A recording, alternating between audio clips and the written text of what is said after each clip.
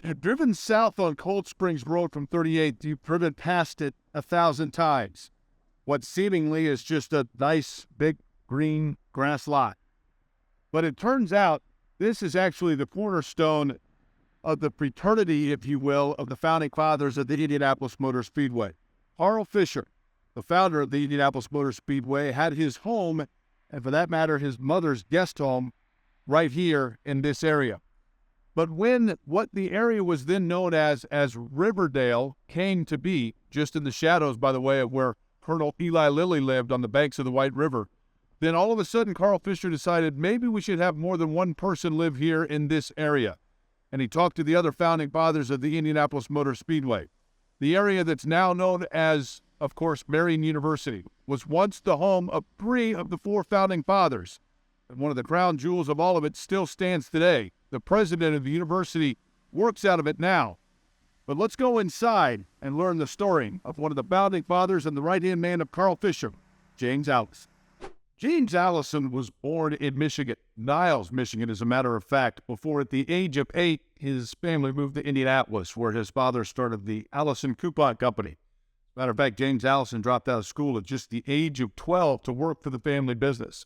But eventually he got involved in different ventures around the Indianapolis area when he met Carl Fisher. And in the world's greatest return on investment, in 1904, they partnered with each other at $2,500 apiece and began what was known as the Presto Light Company, essentially, for lack of a better phrase, light bulbs that would go eventually on things like the automobile. Fisher was the business mind of the two, and Allison oftentimes would try to calm him down. Carl Fisher had grandiose plans about a lot of different things, and Allison was the one that would say, Carl, let's just stop for a second and think about what we're doing here. But whichever one of them it was that decided to sell the company in 1917 was pretty smart. Each of them had invested $2,500, as I'd mentioned, just 13 years earlier. They sold the company in 1917 for $9 million. Now, by that time, they were neighbors with one another because Carl Fisher found the land here known as Riverdale, just off of the White River in what is now Marian University. And he had found that land in 1909, the same time that they began building the Indianapolis Motor Speedway. In the winter of 1911, James Allison decided that he, too, wanted to live in this area. So he bought the area of land just to the north of Carl Fisher. And in the wintertime, they began building. Now, a lot of people don't know whether Allison simply wanted to build throughout the course of the winter, and as a result of that, put up large wooden planks, almost like an airplane hangar that covered the entire facility that became known as the home. Was that a decoy so people didn't know what was happening? Or was it perhaps because Allison was trying to one-up one of the other founding fathers, Frank Wheeler, who was a bit of a rival of his and had already built a very grandiose home with elaborate plans near the same property? We'll show you that in a little bit.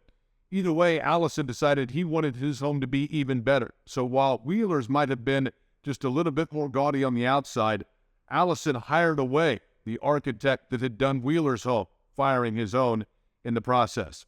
By 1913, the Allison home was complete. He and his wife, Sarah, lived here. And of course, James Allison became partners with Carl Fisher, and for that matter, at one point even bought out Carl Fisher and became the president of the Indianapolis Motor Speedway.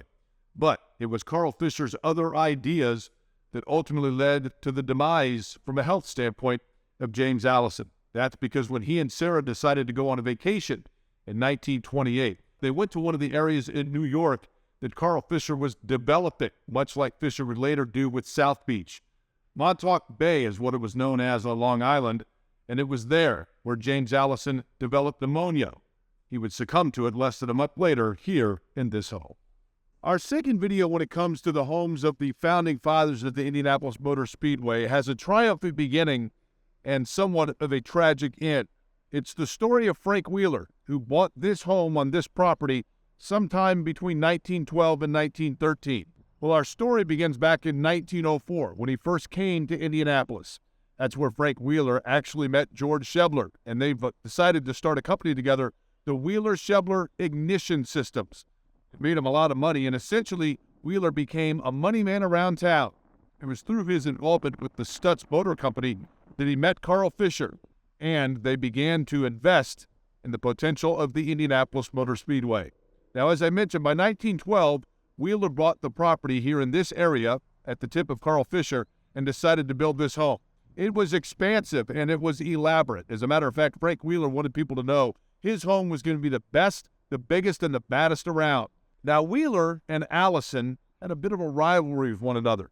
Allison, as a matter of fact, was so jealous, if you will, of Wheeler's building of this home that he hired away the architect that built it to build his own. But Wheeler wanted to make sure his house was the most grandiose. So they built a long pathway that went to elaborate garden areas. Those gardens, as a matter of fact, fed school children throughout the Indianapolis area. Wheeler was a man of great pride, but he was also very philanthropic. His money was spread throughout the Indianapolis area. But by 1917, Wheeler decided that he wanted out when it came to the Indianapolis Motor Speedway, and it was Allison who bought him out.